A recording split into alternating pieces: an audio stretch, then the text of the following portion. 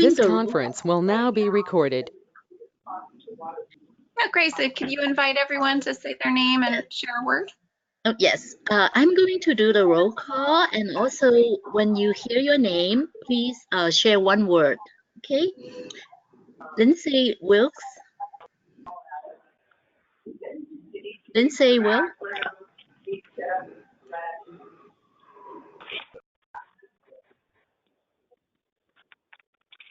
Marjorie Delmar. I'm here. Thank you. Can you share one word? Hello. I'm glad to be in on the call and Happy New Year.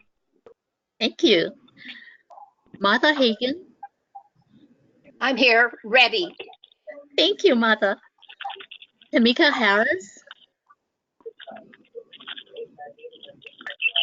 Hi, I'm here, and I'm ready to go too. Thank you. Joy. Oh, Toy. Grateful. Grateful. Thank you. Dana Huntley. Hi, everyone. Thoughtful. Thank you. Angela Lober. Angela Lober. Hi there. Grateful. Thank you, Angela. Malaya. Okay. Hi, everyone. I'm excited. Thank you. Carol McGowan. Hi, I'm here. Hi, everyone also, and ready. Thank you. Emily Taylor.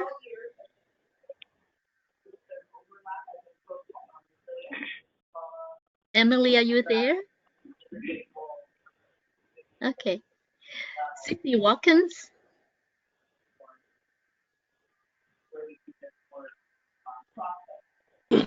Hi, I'm on the call, but I have to be quiet, so okay, kids sleeping.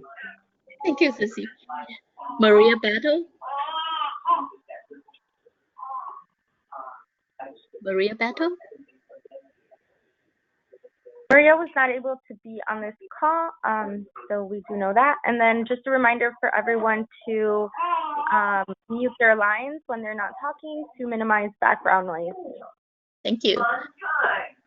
And I'm also going to share one word, blessed. Blessed to be here. Okay, so staff team, Camille, Abby. Hi, this is the sound of my voice. I'm Camille Abbey. I'm with USBC on the events and PR manager here, and I am feeling very present. I would like to just ask again, I think there's a couple folks on the phone who need to mute their line, just because we can hear, maybe it's a training or an office space in the background. That would be really helpful. We're so grateful for you to be here, but we just need to close that sound out. Miriam? Yep, thank you. This is Miriam Rodriguez. I'm the Coalition Relations Coordinator, and I'm excited to be here. Hi, this is Nikia Sankofa. I'm the Executive Director, and I am ready. I like ready. Hey, it's Alyssa Spees. I'm the Constellation Manager, and yeah, excited. Evaluation sheet for this session today.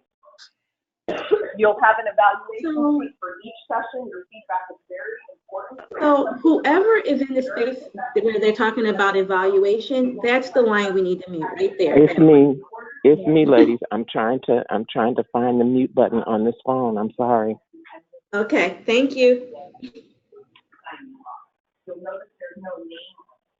I believe we don't read it separately. All right, and if Taitina is available to go ahead with the community norm. Absolutely, it'll be my pleasure. So everyone participate.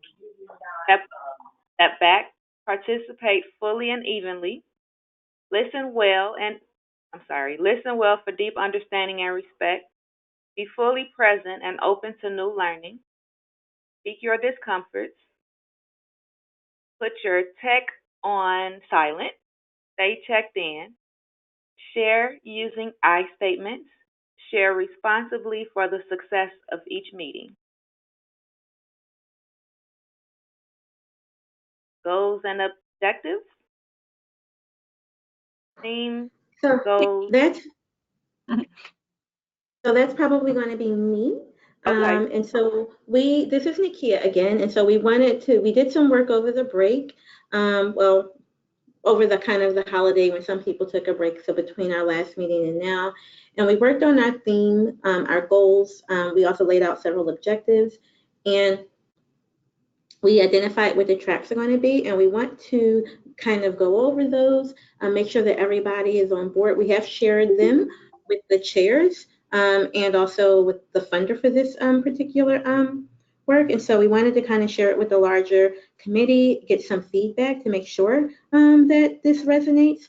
And so we'll go for the next slide, please, Miriam. And so we do have resonance around the theme, and so this is what it is. And I think that using this idea of this desert landscape, our communications team already kind of got the ball started and began to kind of think about what might be some of our materials, what they might begin to look like. And so this is an example there. And also it has the landscape in the background, so that's exciting. And my computer is popping up stuff all over. So next slide. So we have these goals for our meeting, and as we look at our goals, we listened to everything that we kind of talked about last time, and so I will read them out and give you all an opportunity to kind of, for those of you who aren't on the phone, I'm going to read them out loud. But we would really like this opportunity to engage with you a little bit about it and answer any questions that you have. So our goals are to create a learning and sharing space that fosters an inclusive, leaderful movement, celebrating the contributions and building the skills of diverse lactation support providers and public health partners who serve families and communities across the nation, builds organizational capacity and commitment to advance, this is goal 2, that builds organizational capacity and commitment to advance diversity, equity, and inclusion within public health systems to ensure health equity for all. And goal 3 is a space that acknowledges our differences and allows for diverse thoughts and perspectives to coexist as we advance a shared agenda for the First Foods field through collaborations and partnerships of advocates at the community, state, and national levels. And so while you chew on that, and those of you who are reading, and those of you who kind of just heard, seeing what made sense for you, I will just remind you that these are the goals that we kind of pulled together based upon some of the ideas that we heard from you at our last discussion, which centered on this idea that, you know, within this lactation field and within this space, that there continues to be disconnects and kind of hurt spaces between providers who are coming from different cultural, ethnic, and socioeconomic backgrounds, and kind of how we approach this work, that we are trying to advance this and transform this this space together. And so we do need lots of different voices at the table, and not just voices from one side or another, but kind of bringing folks together. And that really is coming through goal 3. And we also talked about this need for diversity, equity, and inclusion, and making sure that this is still focused around building equity for all, but that is kind of focusing on, like, how do we look and transform our broader systems. And so hopefully that came through with this kind of, it's not as many goals as we normally have. So hopefully that comes through these 3 ideas, and what I'm leaving it there for you and welcoming your feedback.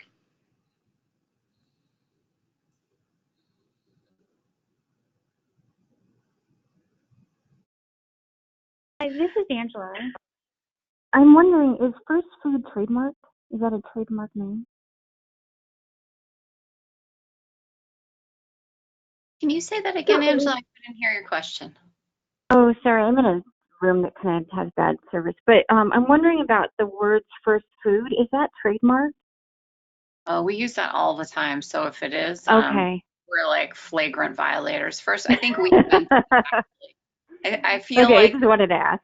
yeah, no, that's one of those things I think maybe it may have been quote unquote invented in the USBC fold, but someone with a longer knowledge may know, but I think we're okay.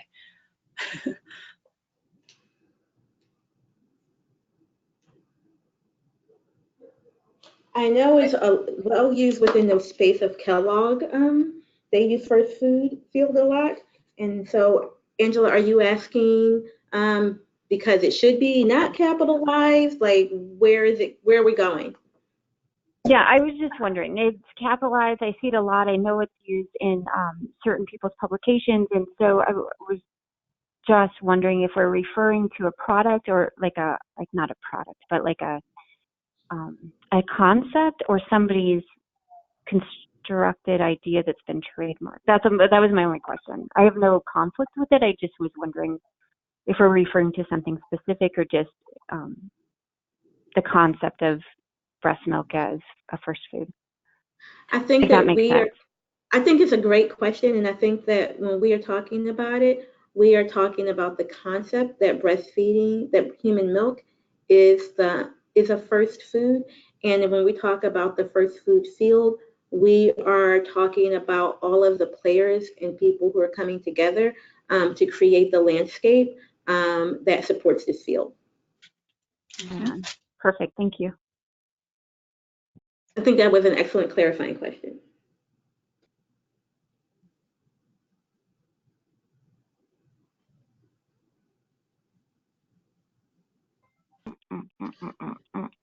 So I am working, we've taken about 2 minutes to kind of look at this. So with no kind of, other than the kind of question about that, does anybody have concerns with any of kind of the goals?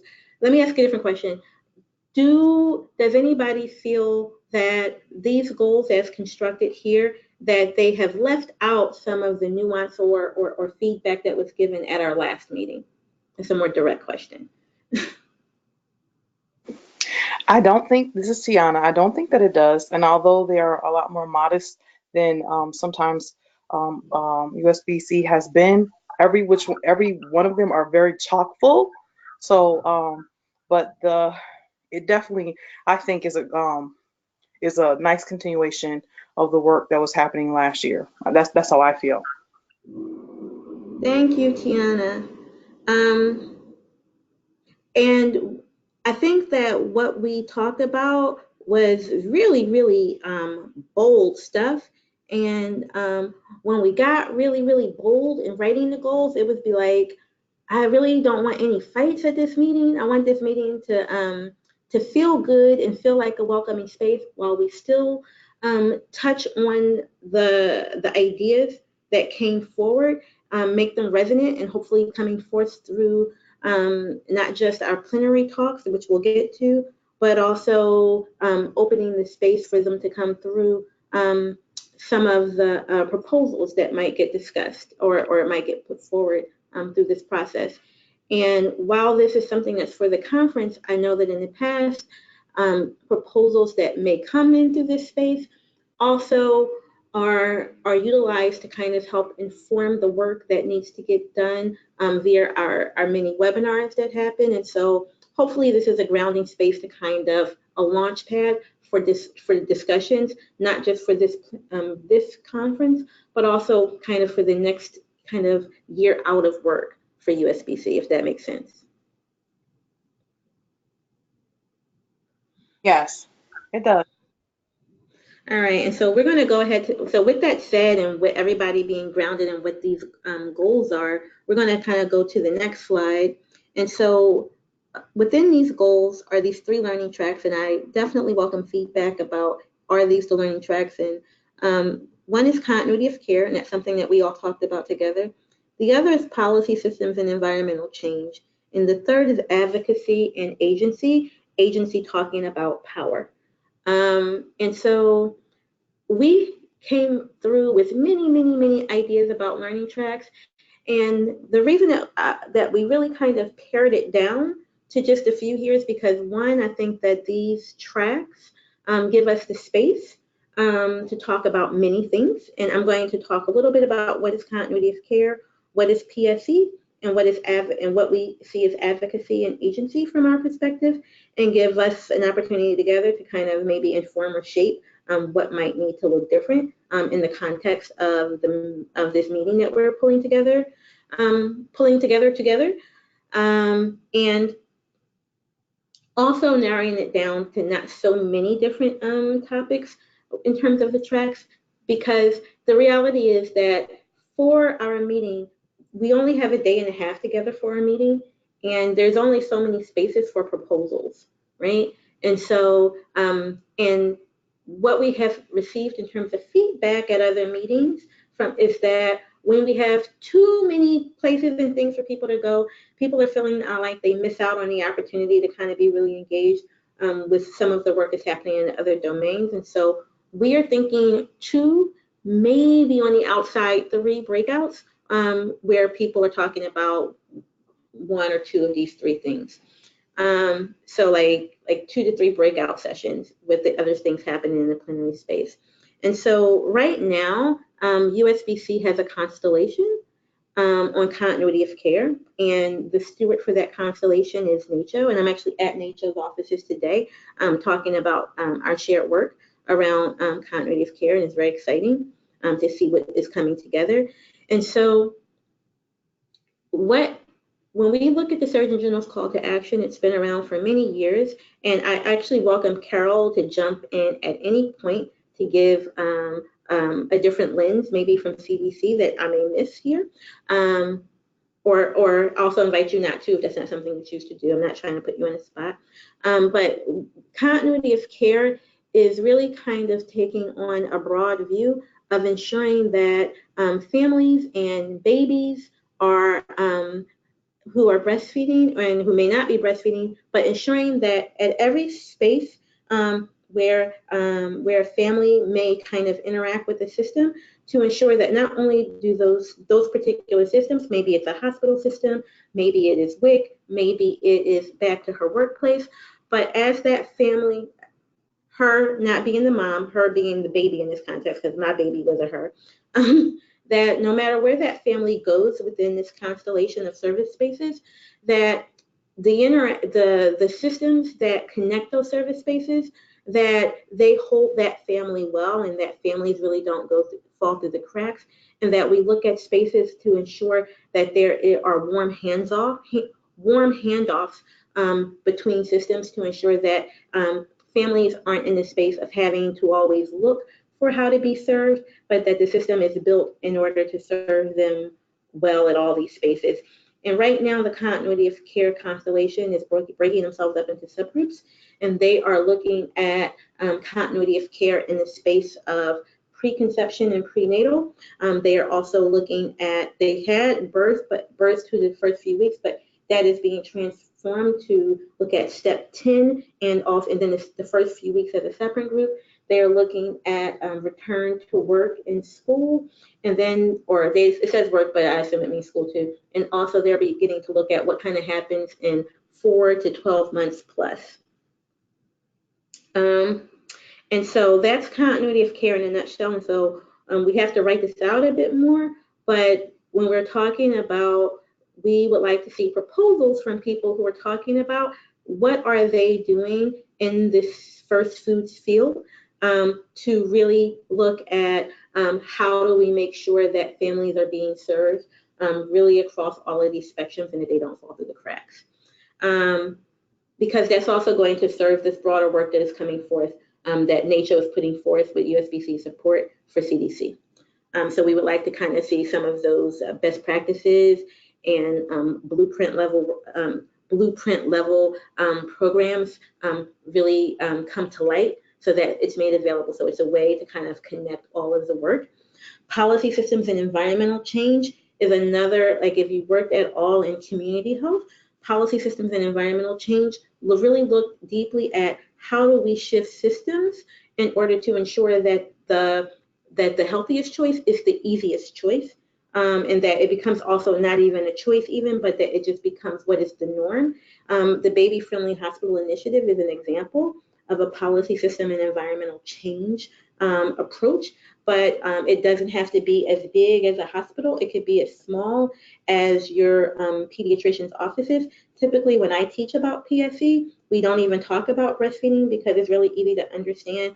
And it also PSE also looks deeply at sustainability and how do you embed practices in such a way that you don't always have to look for outside funding to keep it moving forward. And so we also have seen initiatives that look at policy systems and environmental change around breastfeeding in community clinics. You can do policy systems and environmental change in early childhood and education settings. It's a very broad spectrum brush that looks at what are we doing to create big systemic shifts or small systemic shifts, because they don't always have to be big.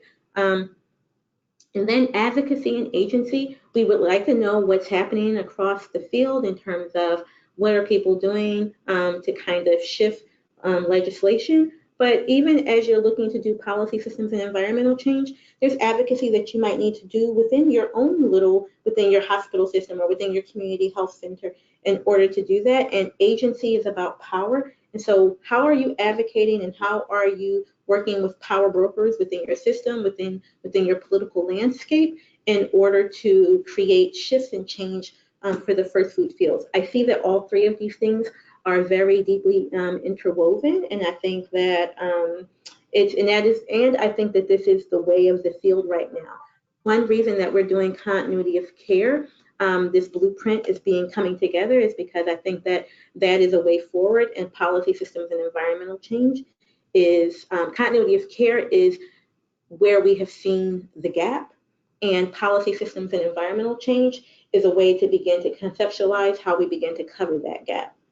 And advocacy and agency is always on the table because we have to figure out how to move the field and how to touch the people with power. Maybe sometimes it's us, maybe sometimes it's not, in order to get the work done. Let's talk about it.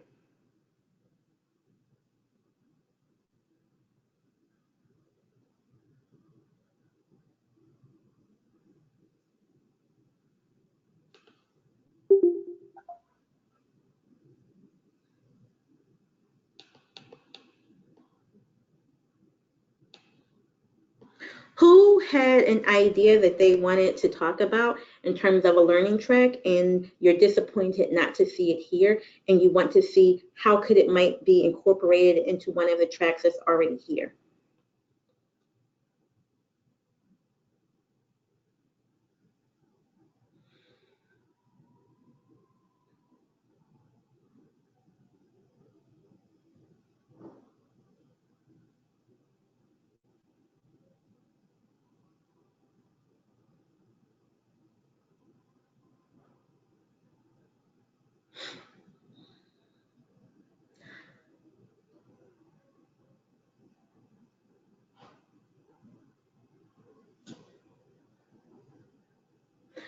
All right, who thinks that these are great tracks and we should move on to the next slide?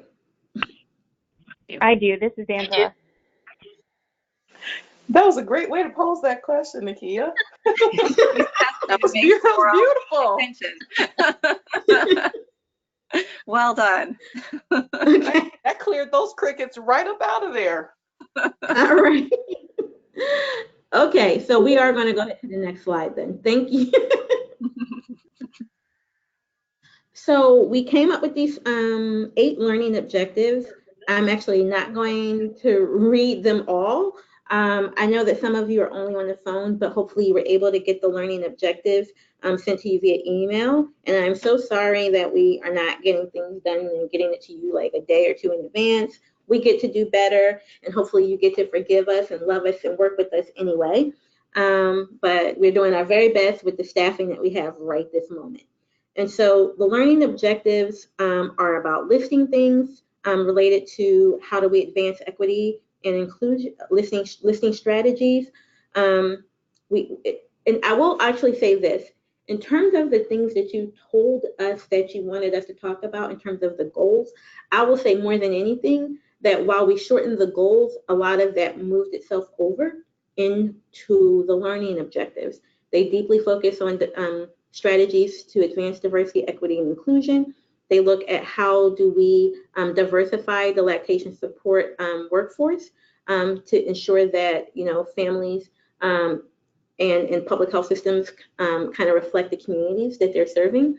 They talk about making sure that people really understand policy systems and environmental change, because although it's been talked about for a few years in this space, I don't think that it is resonant language for everyone who's working in the first foods field. We talk about how to integrate breastfeeding promotion and support using a PSE approach. We talk about ways to kind of advance a shared agenda, and that really focuses on advocacy and agency. We talk about continuity of care and how do we get to define mechanisms around continuity of care. And we also talk about pathways for levers for change to amplify the needs for families, and that's something else that we kind of talked about when we were looking at tracks last time. And so we laid it out here as a learning objective. And then we also said, in this one, I'm not going to lie, y'all, it needs to change. We talked about leadership in the field, and you're not really supposed to have a learning objective that starts with learn, because like it's no tangible thing. And so it says learn the importance of building an inclusive leadership movement as a mechanism to advance health equity. And that is a direct tie-in to what last year's conference was about, but we just have to figure out a better way to quantify that particular one. And unfortunately, y'all, I have to own, that's the one I wrote all by myself. And so boo, I get to do better. But I'm really excited about what we've put together here.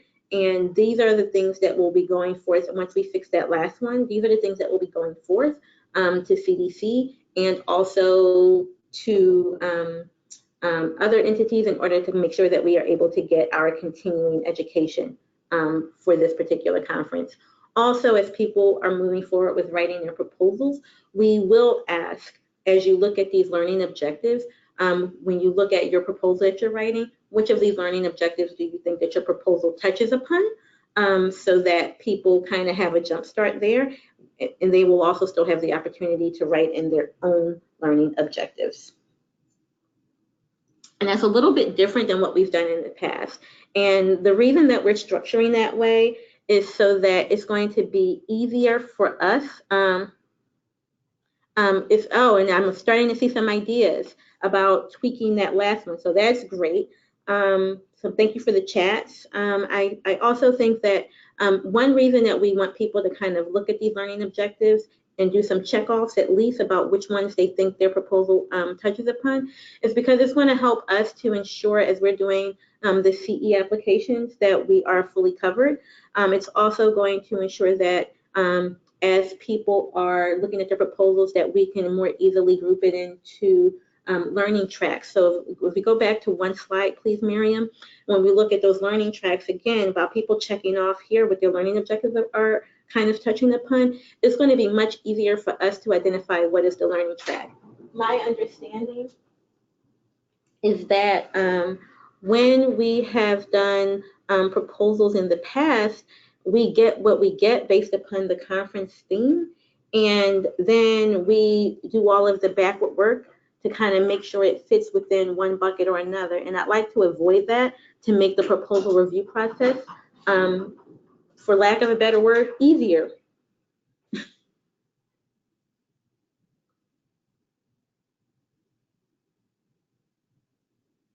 And so I'm gonna be quiet now and give you all an opportunity to kind of react to this idea of the learning objectives, the learning track, and how it connects to our overall conference theme and the goal. I think that we've done our best to tie it all together and create a package for you.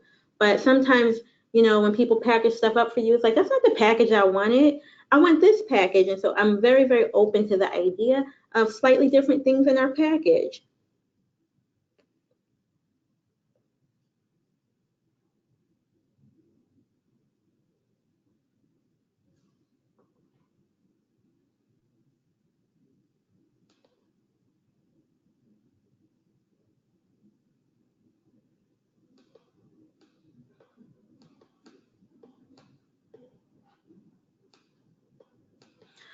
All right, so I'm hearing excitement and thinking it's an effective approach, and we're going to find out. My daughter always says, when I say, I'm going to do this great thing, she always says, we're going to see.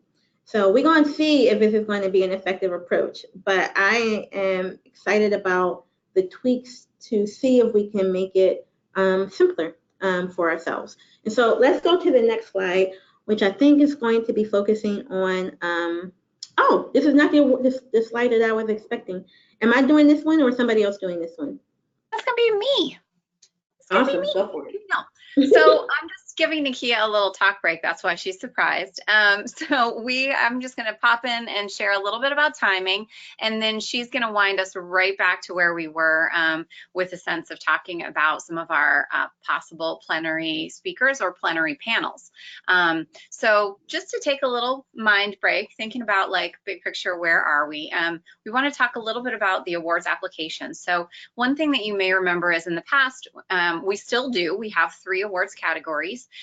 We're still going to have the 3 categories, but instead of now asking a person who might be eligible for 2 of those categories to have to apply twice, we're made one streamlined category, one streamlined application, excuse me. So a person could go in and say, I am eligible for this category and for that category. I'm not eligible for a tribal trailblazer because I'm not Native. Like, they can go through the thing and they complete it once, and it helps us and takes a little bit of ease off of the applicants, which I think is great. I think it's also going to take a little bit of stress out of us as reviewers, because sometimes we've actually been in a situation where we've had to say, hey, it looks like this person would also be eligible for another, and we've had to do all this finagling. So it's a little bit easier. So we've been working on that. Big thanks to Alyssa, who's been working on that really hard to streamline that application as well with Miriam and Nakia. So wanted to let you all know that that has happened, and we're excited about that change. And we're going to ask all of you to please promote those applications when they're released. So we have the link, we'll be sharing that pretty soon, and we'll be hoping that all of you will be thinking of your networks, thinking of who might be appropriate for either of the 3 categories of tribal trailblazer, emerging leader, or cultural change maker. And wanted to also say, so the call for presentation proposals, which is what we've been talking about, is with all of the talk about objectives and goals and learning tracks, learning arcs, is also just about ready. So we are finalizing both of the processes, right? One's in SurveyMonkey, one's in our website platform, Socius. We're updating the website based on all of this information about the goals and all the things. So that's all going to be happy and ready. And then we'll be putting out the announcement about it. So you'll see it in the Weekly Wire. Hopefully y'all get that. We'll see a big email blast.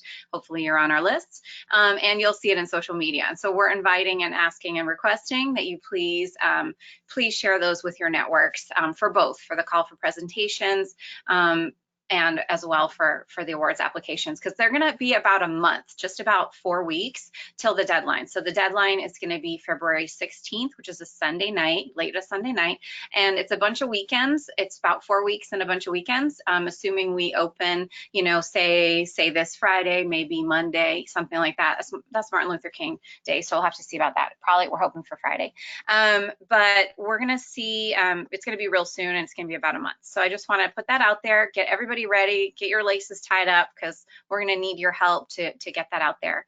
And with that, I will pass it back to you, Nakia, for a robust conversation about plenaries.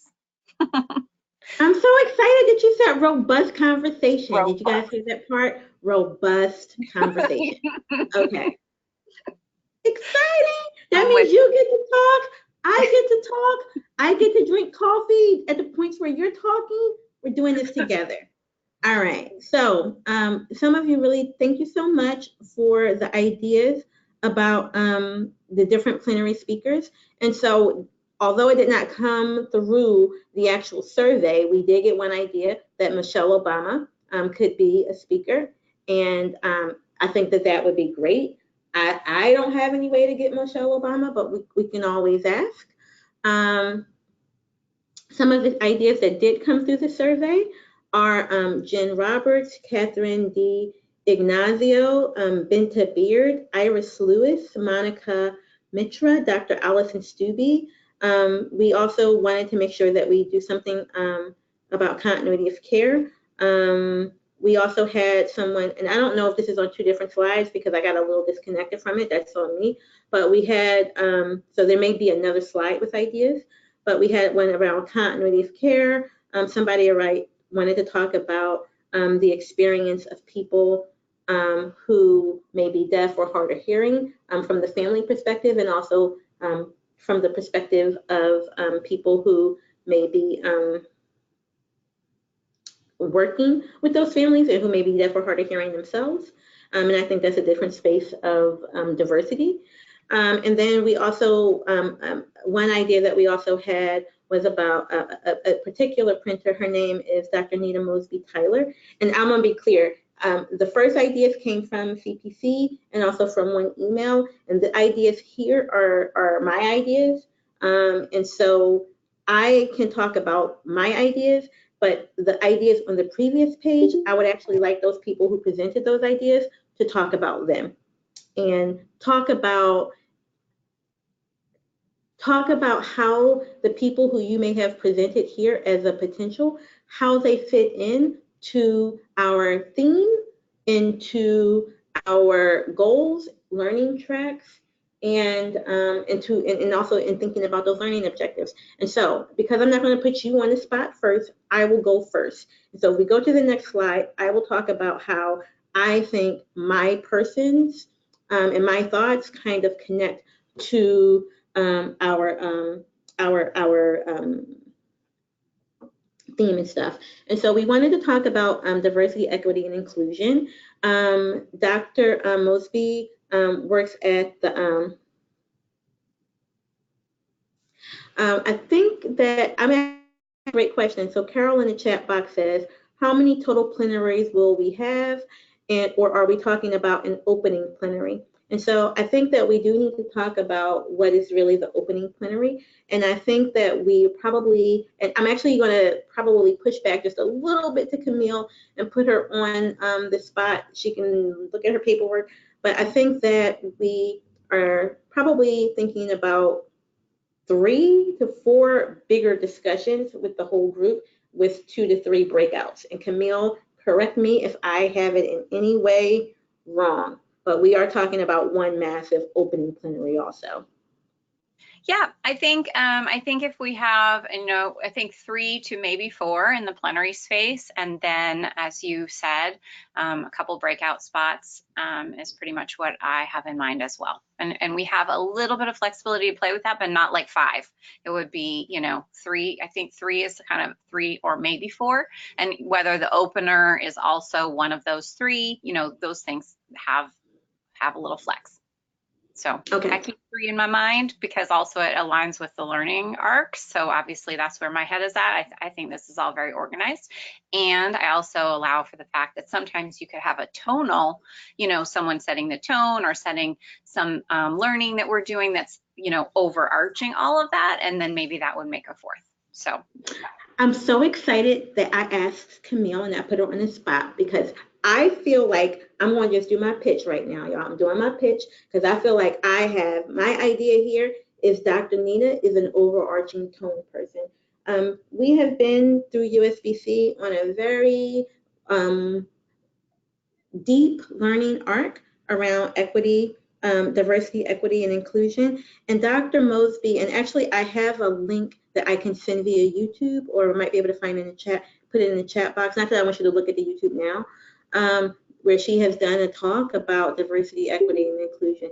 And she talks about her work with organizations over many years. She started this own organization. She's based in Denver. And so let me also be clear that my ideas are based around cost, not just about who's awesome. So she's close. Denver is a direct flight in many ways from Phoenix. And not that I've asked her to come yet, but she did a really, really dynamic talk, and I would consider it to be a tonal talk more than anything at the DNPAO meeting that took place for federal grantees from DNPAO who were funded under REACH, SPAN, and HOP. And please don't ask me to write down, to tell you what all of those acronyms are. but they are funding to do community health work with a focus on breastfeeding as a component, both for reach and span. And so that's why I was at the meeting. But Carol is from DNPL. And so she did a really nice tonal talk around why do we keep having to talk about diversity, equity, and inclusion. So I thought that she would be a good person for that reason. In terms of our learning arcs and our learning tracks, I think that we always kind of do this work and we bring in speakers who are not necessarily the people, they're people who are doing amazing work, so no shade on those folks. And I'm thinking that there may be an opportunity space to bring our conference just a little bit closer to home. And when I say closer to home, I mean, I think that we have a lot of deep knowledge that exists from people who are really in many ways already in the room. And so our learning arcs are around diversity, equity. Our learning arcs or tracks are around PSC, continuity of care and advocacy, and agency. And we also have a goal that really focuses on diversity, equity, and inclusion. And so I don't know if it all fits, but in terms of PSC, I had a talk with one of our member organizations, who's a national partner, who is really connected to a systemic shift around like how do we shift an overarching system. And in that system, it's typically, it's hospitals and maternity and delivery spaces. And although that system exists, something that we all talked about on our last call was this idea that sometimes the way that that comes across, we've actually heard families say that they're not delivering at that hospital because frankly, they're doing the most, right? So we had talked about how do we make sure that our systems are fit for people who are coming with all of their diversity of thought and their desires and goals, while also being a system that allows others to kind of make the breastfeeding the natural, easy go-to choice while respecting everybody else's point of view. And so I think that a panel discussion and Baby Friendly Hospital Initiative is open to it, from my understanding, about those things and how do we become not the didactic kind of breastfeeding people, but having a conversation about that as one plenary type discussion is one. A second one around continuity of care, I mentioned that NACCHO is funded by DNPL and it's being supported by USBC and coming up with a blueprint around continuity of care. And I think that there may be a plenary space to begin to talk about what is, at that point in June, they will have had a meeting already in April where people will have come together already and put a lot of thought on the paper. And I think it's a space where we can kind of create a dialogue to kind of see what is unfolding, get some audience feedback about what needs to be added to ensure that CDC, who is a core support in this overarching space, is getting a full and diverse set of information that we get to dialogue about from the field and from who's there. I think that some of our coalitions and other people who come to this meeting are not always able to be at the table in some of these constellation spaces. That's something that USBC is definitively working on, but it's still true for right now. And so this opens up an opportunity space for us to kind of be here together and kind of create this robust dialogue. And then I have LSP here, which is the lactation service provider constellation at USBC, to see if they may be interested, and they may not be, because I haven't floated this one with them, to see if there may be an interest space in having them kind of talk about the arc of work that they've been doing together to try to ensure not just equity or diversity in terms of who the cultural and ethnic diversity within the lactation service workspace, but to really ensure that there's a diversity and respect for professional diversity for people at all levels of skill in terms of the lactation service professional workspace. So those are my ideas. I welcome feedback, and I'm going to ask, we can leave it on this slide for a second and we can chew on this together, or we can go back to hear what other people propose for their ideas. I'm so excited. I'm all tickled pink. I'm ready for y'all to just be like, "No, kid," but I'm excited.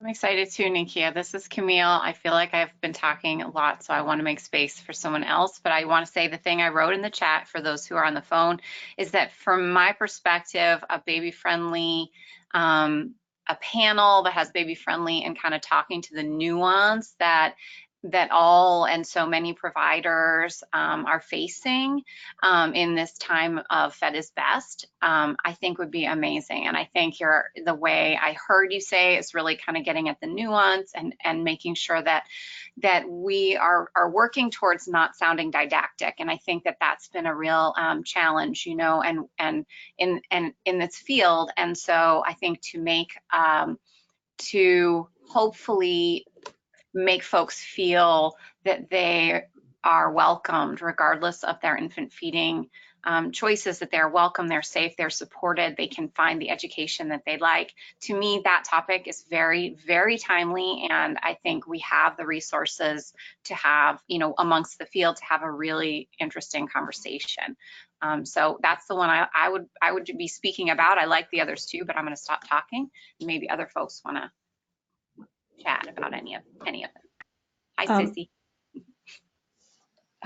Hi, this is Carol McGowan. Let me give you a little background first, and then I'll give you what my idea is. Several years ago, when I started working as a project officer at CDC, I went through a 2-day training on working with Native American populations and the tribes. And it was one of the most enlightening training sessions I've ever been to. It certainly opened my eyes. So after the last call, I started thinking, we have hundreds and hundreds of indigenous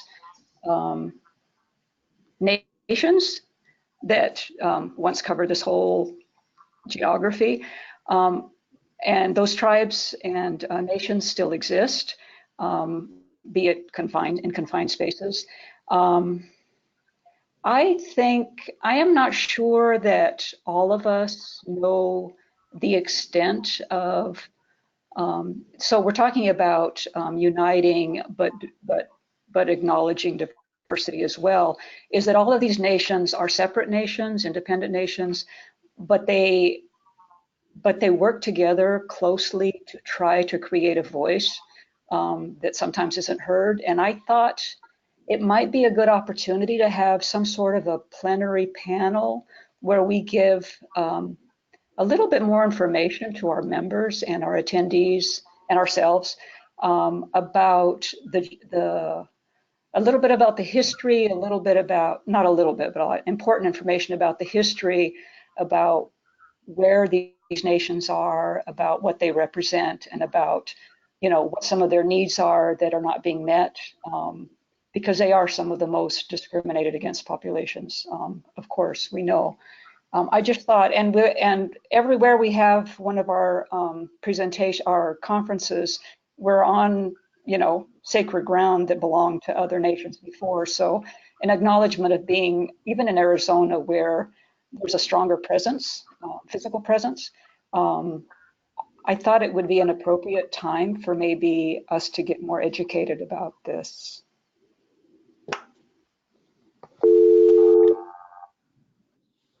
I think that is a really, really exciting, a really, really exciting idea for a plenary. And I think it's something that we should definitely explore. I'm excited about that one too.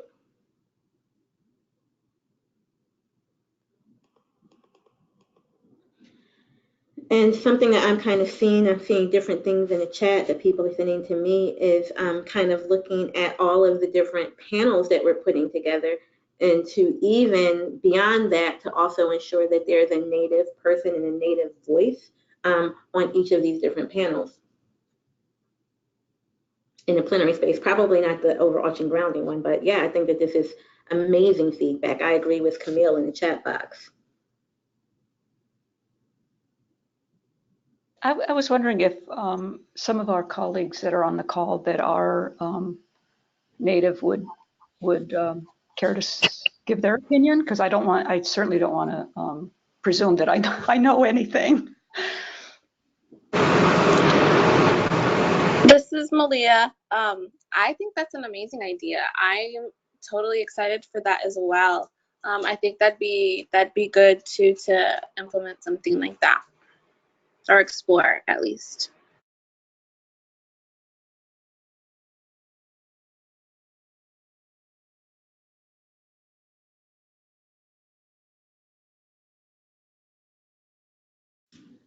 So I'm looking back in this chat, and at some point, Sissy says, I feel like this is the quietest I have been on any of these calls. Why is that? Tell us about it. What are you thinking right now?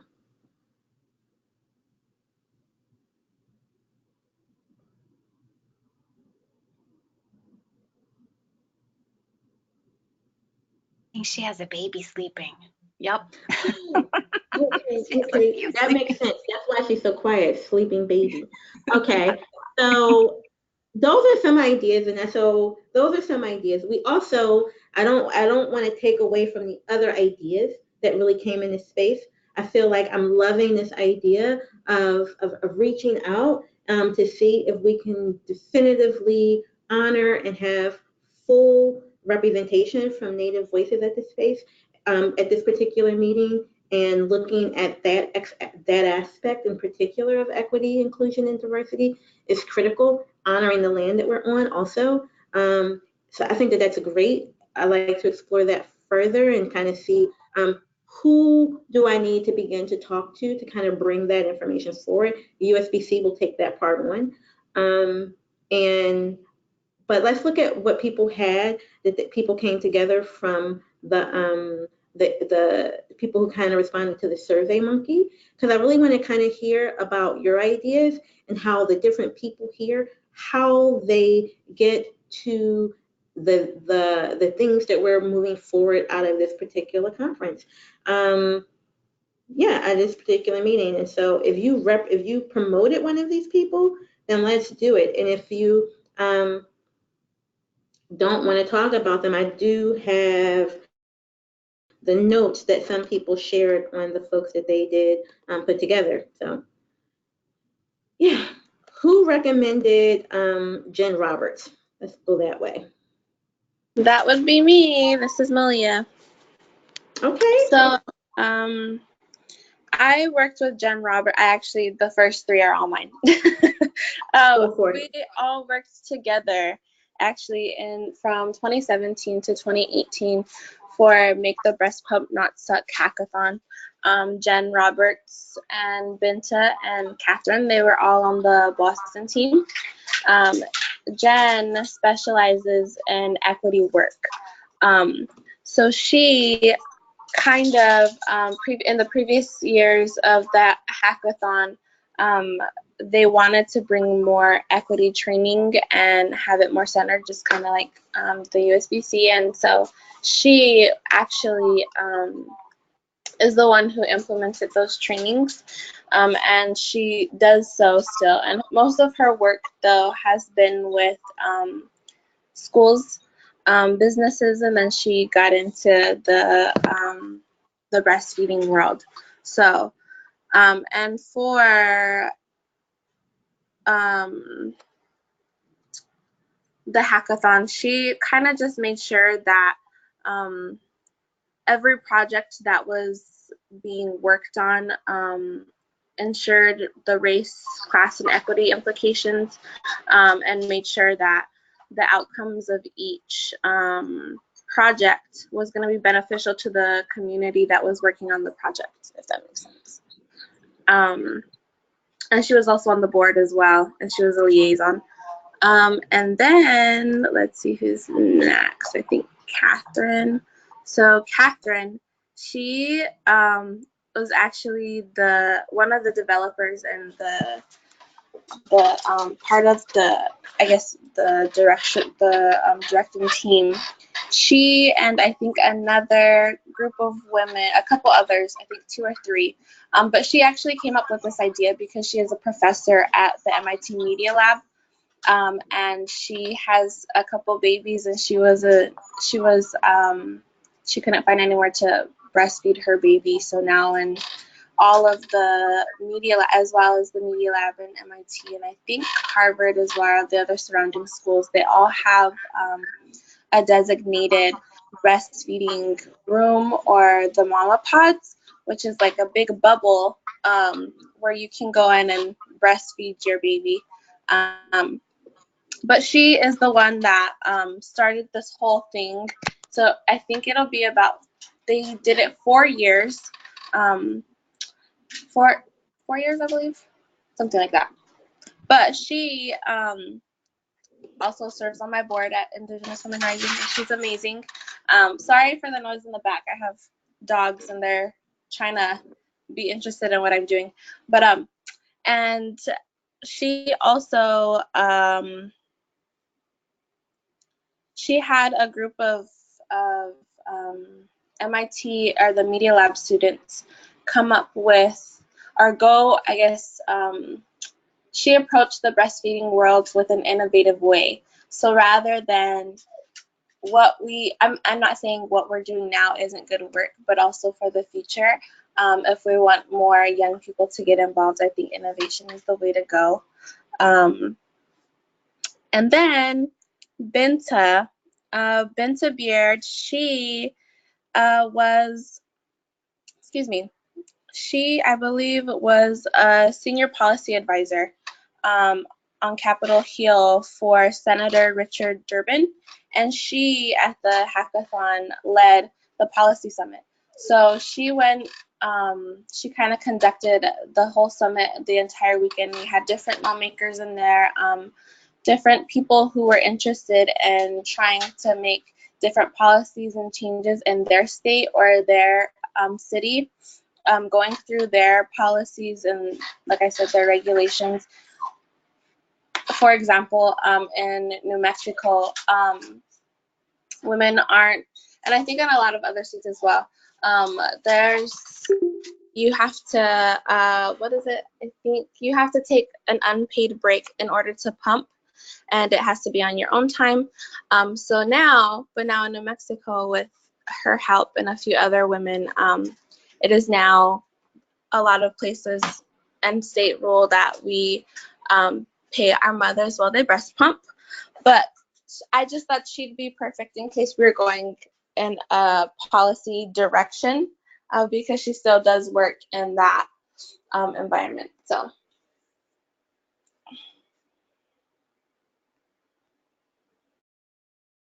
Thank you so much. I think that was a lot of really interesting and important background there. I think that that's pretty exciting. And I think that, yeah, that's really, really exciting. And I read what you wrote in your stuff, but it's much more energetic to kind of hear you talk about it. Before we kind of dig in deeper, does anybody else who introduced other speakers want to talk about their perspective on the questions that they brought to the table? Hello there, this is Tiana. My apologies, I needed to transition at 1, and I had to work out my hotspot. Would this be, am I in time to talk about the Michelle Obama listed here as well? Absolutely. Okay, Michelle Obama follows BStars, and although we have invited her every year to our 3K walk, she has, or whoever it is who writes on her behalf, has been kind enough to send her regrets, which I think is super cool, and send her a shirt and some different things. And so I also kept her, I write her maybe every 6 months just as an update in terms of what we're doing with BStars, and then my work that has now brought me to state level for the Tennessee Breastfeeding Coalition. And so when there was the possibility of you all coming to Nashville for 2020, I was like, oh, so I talked to her about maybe, big year, we're at the Capitol, and all this stuff like this. However, it's still big year and, you know, things going on. And so I would love to have the opportunity to reach out to her to see if she could come and be a part of our day in some kind of way, shape, or form. However, I do know on the other side of what I do, some of you all know my community development, she helped our community become a Preserve America community, and she was scheduled to come to Orange Mound, and something happened where she couldn't. So her schedule is usually done about 6 months out. They won't let it anywhere before that. Hello there. And it's kind of tight after that. So she is already aware. However, I would love to officially reach out with the weight of, you know, USBC and USBC paperwork. And maybe there might be an opportunity for Michelle Obama to join us at our conference. Maybe, possibly, maybe. Well, I'm about that life. If you can get Michelle Obama to come, I think that we all about that. So let's do it. Go for it. Awesome. Ooh, okay. Awesome. Like, what if she says yes? Okay. Right. Okay. Awesome. Anybody? Is anybody opposed to Tiana moving forward?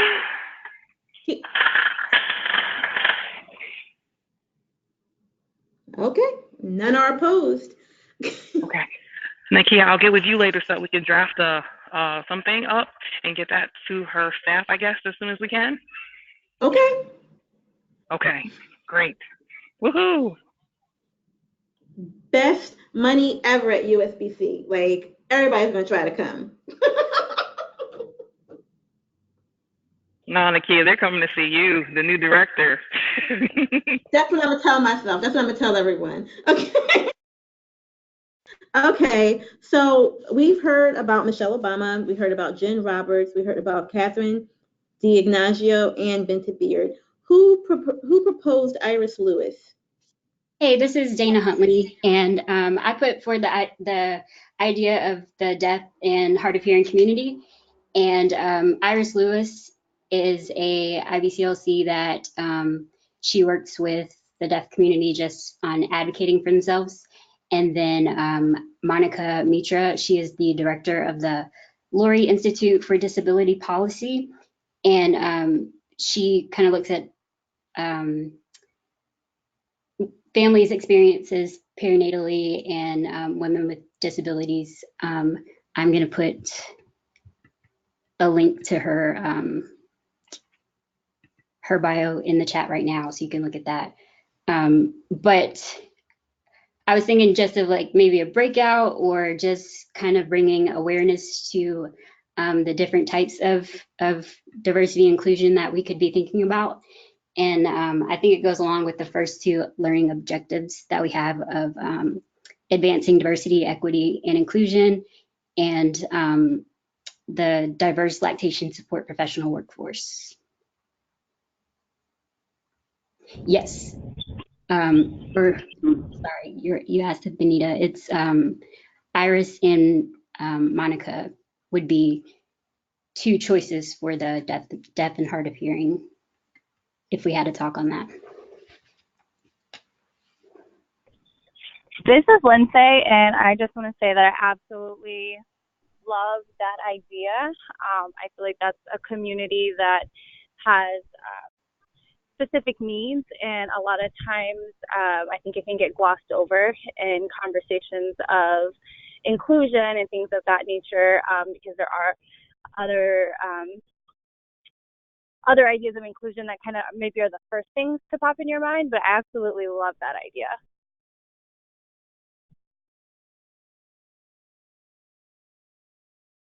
Okay. Okay, And, so we're moving it. Just a note on that last bullet, the Lurie Institute of Disability Policy is one thing, and then the Association of Medical Professionals with Hearing Losses is separate. I don't know if I missed a comma in the, or if it didn't show up from the survey. Okay, so as we're looking at this, and we'll do some cleanup based upon what we've heard. Iris and Monica are essentially people who kind of are together. The Lurie Institute for Disability Policy is one entity, and the Association of Medical Professionals with Hearing Losses is a separate one, correct? Yes. And that all goes with the idea of looking at the perinatal experiences of deaf and hard of hearing parents, along with the professionals. Correct. Gotcha. And so, okay, I am loving that we are really bringing forward lots of really rich ideas about how we are thinking about diversity, equity, and inclusion here. I think that that is exciting. We had a little disconnect here, and that's going to come all back together soon, I'm sure. In the meantime, I think that the last person who was introduced here as a potential topic space was Dr. Allison Stubbe, and I think that it was around the idea of continuity of care starting at the prenatal period. So who introduced that one? Nakia, this is Camille. Just seeing in the chat, it looks like Martha Hagan wrote us a note. It was she who recommended Dr. Allison Stubbe. I think maybe Martha has popped off. She had another meeting, but I can read what she wrote. Okay. She wrote, I recommend Dr. Allison Stubbe because I think we forget to talk about how breastfeeding is important to the health of women and improves the health outcomes for all women. I think that making women as healthy as possible is an important part of health equity. She does a very good job of explaining the science behind breastfeeding and the health of women for everyone. So that's me reading Martha's chat in the box, but that would be some of the why. Okay. I think that we got a lot of really, really great ideas here, and I'm glad that we're actually talking about it together because it gives everyone kind of an opportunity to connect their idea to the goals and objectives and whatnot, and try to making the case for the fit. And so I think that our next step, kind of following up on something that Sissy put out there, is that we kind of create a space so that you all can kind of weigh in on the different people that you have heard. I mean, we can talk about it a little bit now. We have 15 minutes left in our conversation together, but giving people an opportunity to kind of weigh in on kind of what they're thinking. And I want us all of us to be mindful together, and I'm putting this clearly out here, is that it won't be all of these people because we only have a few. And it will be also driven by who has the ability to be able to come out to us in Arizona, ability in terms of their timing and their capacity, and what we have the ability to cover in terms of the different costs of the different plenary speakers to see what we can cover in terms of who can come out there. So that's going to be the driving factors around all of this mix. But in front of that, we kind of want you all to give an opportunity to kind of build some consensus around which ones you think are best, or not which ones you think are best. All of these people have been amazing, but to give some feedback on where you'd like to kind of organize our thinking and our presentation for this meeting. And I think that we can do that by giving everybody a space to maybe pick out of what you've heard, maybe the three kind of panelists that you think, or the types of ideas that you would like to move forward. If everybody is picking three, then I will be able to get some resonance on how to move us best forward. How does that feel? And we can do that virtually.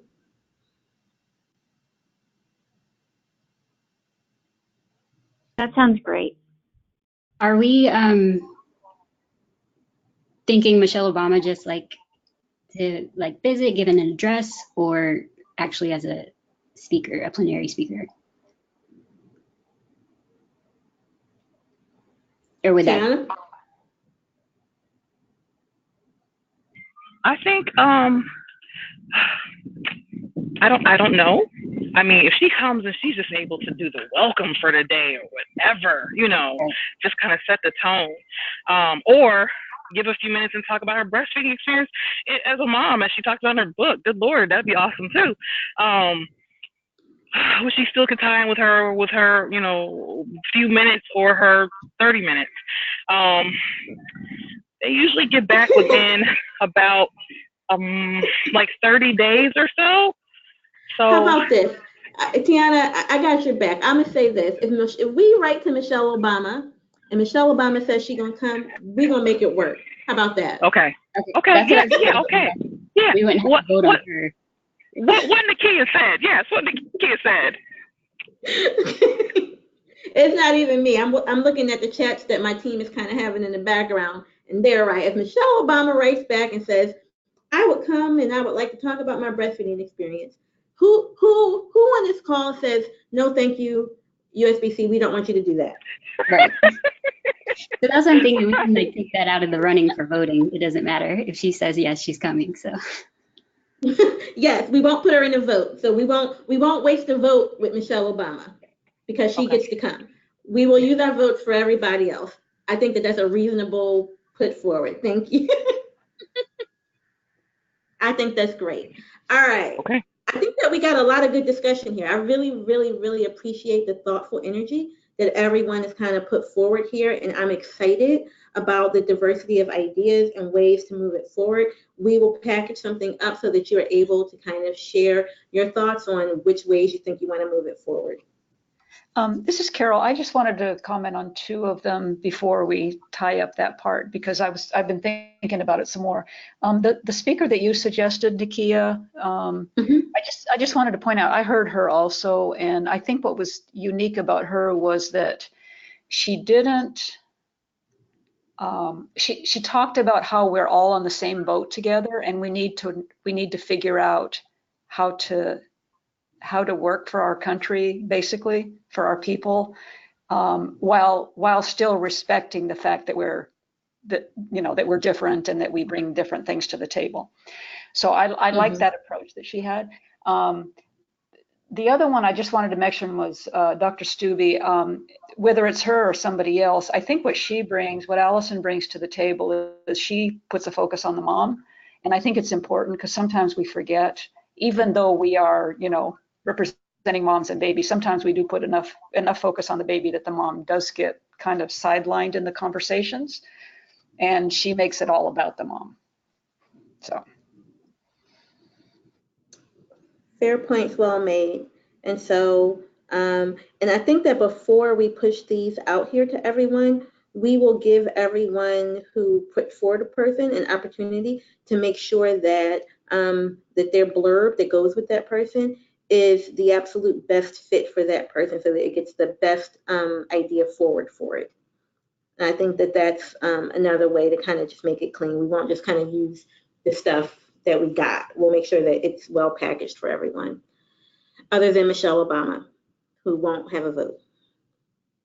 We have a few other things that we want to kind of get done in this last few minutes together.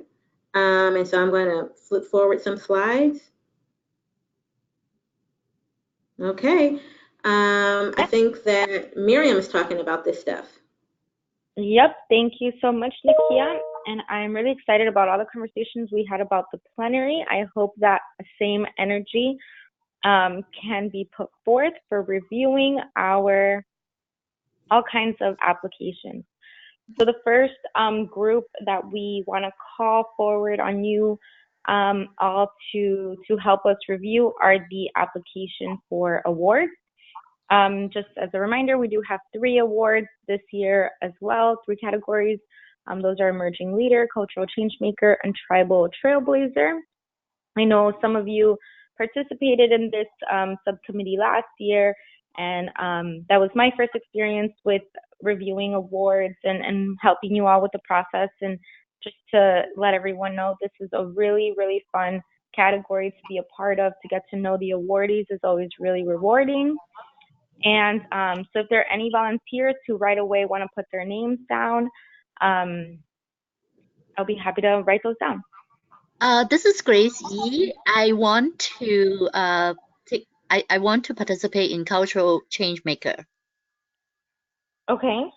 Okay, so yeah, I could write that down. If any of you have a specific requests, I can make a note of that as well. This is Lindsay, and I would love to help out. I don't have a particular category that I prefer, but I would love to help out with that. You said your This name is Toy. again? Lindsay? Yeah. Yeah. Okay, cool. And then Toy? This is Toy. Yeah, I'd love to help out as well. Awesome. This is Malia. Oh. This is Malia. I'd like to do the Tribal Trailblazer. Perfect.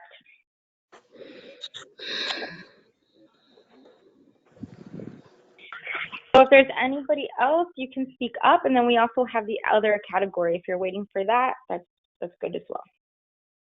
Tamika says you can put her on any subcommittee that needs help. Great. This is Angela. I'll say the same thing. I'll help with whatever committee or multiple committees, whatever will work best. Awesome. Any committee? Okay, great. And then specifically for the volunteers, for the proposal submissions, just as a reminder, these are our 3 tracks: policy, systems, environmental change, continuity of care, advocacy, and agency. And so if there's anybody who specifically wants to be on this committee, I do have Tamika and Angela for either. Carol says either as well. Okay.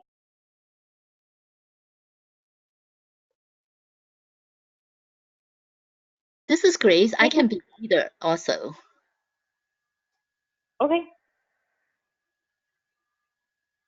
Is that This is- everyone? This is Toy. This is Toy. I can work on them both.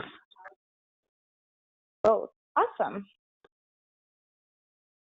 Hello, this is Marjorie Delmara. You can put me on whatever. Hello? Sounds good, Marjorie. Thank you. You can put me wherever you just plug me in. Awesome. I'm just on the phone conference. Sounds good. I have you down. Dana also says I'll go wherever I'm needed. So we've got a lot of volunteers for open. Mm-hmm. Well, both of these are really great. So thank you so much.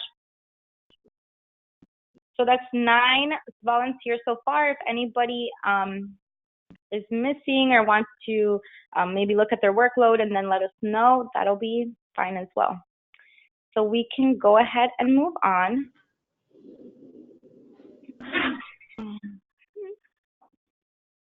Okay, great. So next on our agenda here is just to go over quickly the planning calendar. And so in January, we have recruited the proposal review subcommittee. So thank you everyone once again.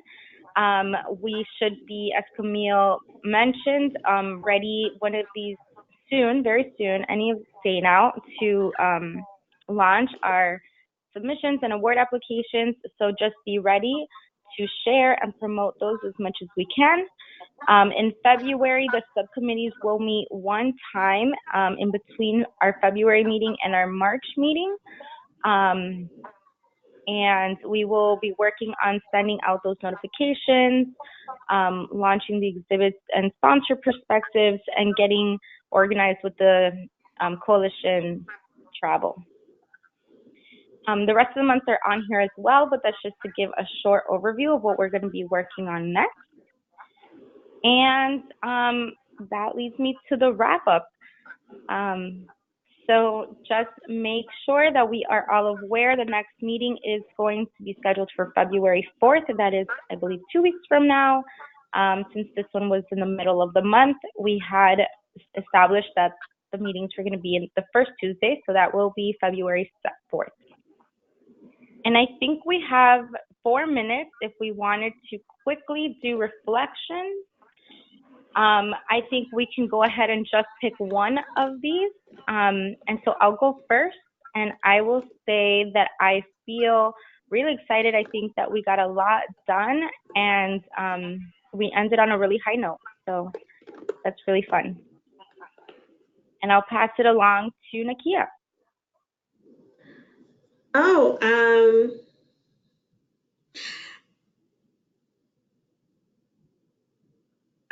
What stood out is that people had really, really great ideas for the plenary speakers and really great ways to kind of connect it to what we have kind of already identified as the goals and learning arcs for the conference. I will pass it on to Carol. Mine's very similar to yours, Nakia. I think what stood out to me today especially, but it's been building, is that this committee, I'm really impressed with with the ideas that come up and the interactions that have happened. I think it's going to make for a really good conference.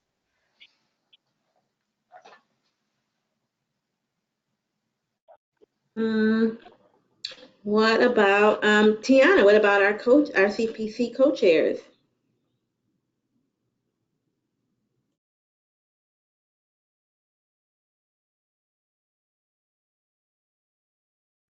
I think Tiana actually has to hop off the call, so we can go ahead to Grace or Titina. No, I'm here. I'm sorry. I'm here. Oh, there you are. Okay. So yes, I am. My apologies again. So reflection questions. We're for those who can't see the screen. A thing that you learned. What stood out? My gift. How do I feel? My wish. What is one thing I will do? And what did I see or hear that surprised me? So can we reflect using some of those things?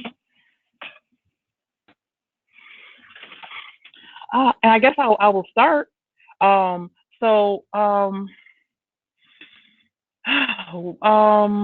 did I see or hear that surprised me?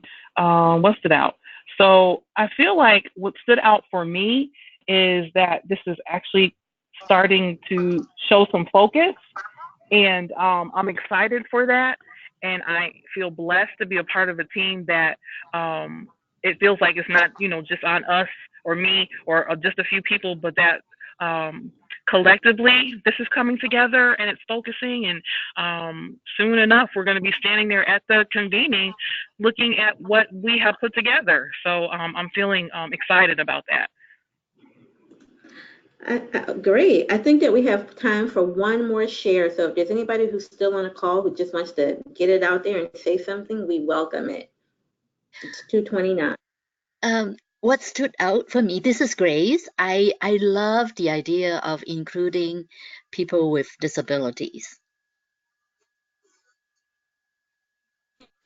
Thank you, Grace. I think that it is 2:30. I am really excited about this call. Look at what we're building to at the last slide. Yeah, this is going to be us, stronger together at the end of this thing, transforming the landscape together. And so I am excited. Thank you all. It is 2:30 exactly, so we are ending on time. Thank you for your service. You can look out for a few emails that are going to be coming from us around helping us to kind of organize our ideas around itinerary speakers. And thank you for all your volunteering to be on the different review panels. Have a great rest of the week.